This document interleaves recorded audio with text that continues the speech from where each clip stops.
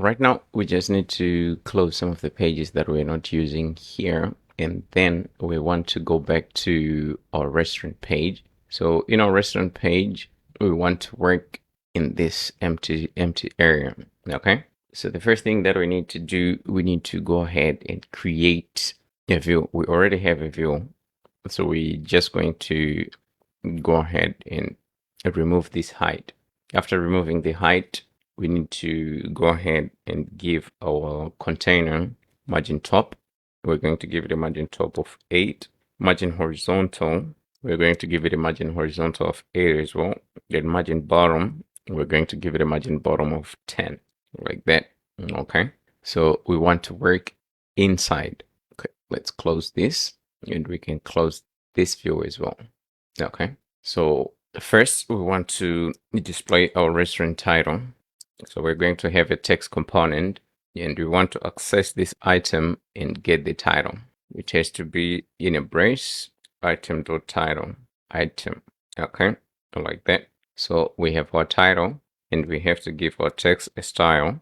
So for our style, we're going to access styles, and then we're going to map it to title, like that. That's going to be our title.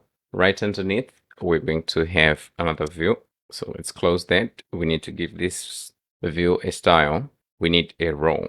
Okay. So for our row, the first thing that we are going to take into consideration is flex direction. Okay. We need a column. We need to make it a row. Afterwards, we need to justify content to space between, like that.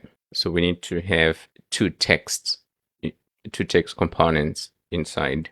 So for these ones, we need to change the style. Okay. So here we have title, but we don't want to use a title. We want to use a smaller font size. So here we're just going to call it small. And we change this to, let's change it to 13.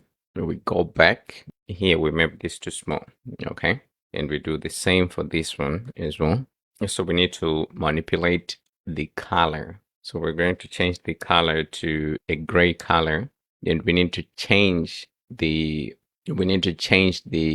font family for the other one. Okay, font family, we need to make it regular, like that. So we're going to have about 3. Okay, so we need to just copy the view that we created, paste it down, and we paste it down again. So it's going to be like that. So we need to change these titles. Okay. So we're going to have one for distance, and we're going to have one for time, and we're going to have another one for cost. Okay. Costs is supposed to be down here, like that. Time here, we can say preparation time, that's prep time, prep and delivery.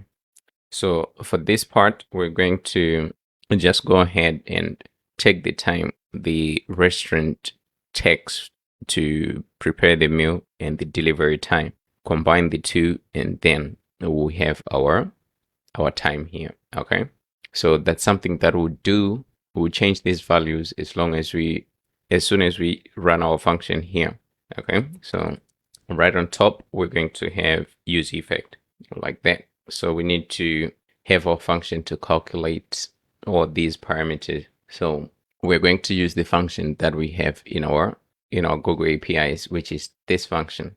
So first we need to access Google API services, and then we're going to get this calculate distance and time.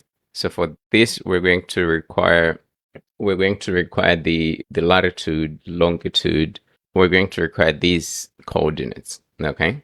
So the first one is going to be the start latitude, start longitude, destination. So the destination is going to be the current location of a user. Okay. So we need to import the location here. So we've passed the location using use context, right? Using context. So we need to retrieve the values. So here we're going to have location, set location, and they're going to come from use context. Supposed to be user location context here. Okay.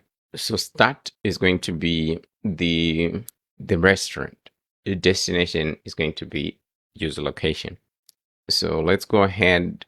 Okay, we're going to, let's close this. Right on top, let's go ahead and close this first. We're going to log item. Okay. So we need to get our coordinates here. So our coordinates are in codes. So we're going to access codes. Okay. And from code, we're going to get the latitude like that.